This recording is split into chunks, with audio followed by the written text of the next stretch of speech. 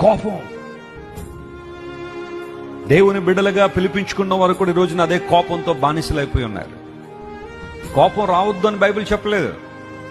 Bible ఎప్పుడు చెప్పే మాట ఏంటంటే కోపం అందరికీ వస్తుందట, కానీ కొంతమంది కోపాన్ని అణుచుకుంటారట, కానీ కొంతమంది కోపాన్ని ఏం చేస్తుంటారు, ప్రతిసారి ప్రదర్శిస్తూ ఉంటారు. బుద్ధిమంతుడు కోపాన్ని ఏం చేసుకుంటాడట, అణుచుకుంటాడు. బుద్ధి లేనివాడు ఉన్న కోపాన్నంతా ఏం చేస్తాడు, ప్రదర్శిస్తూ ఉంటాడు. నీకెప్పుడైనా ఎవరి మీదన్నా కోపం వస్తే ఇలా అనుకోండి ఒక్క మాట, నా జీవితాన్ని బట్టి దేవునికి ఎన్నిసార్లు కోపం తెప్పించానని ఒకసారి ఆలోచించి.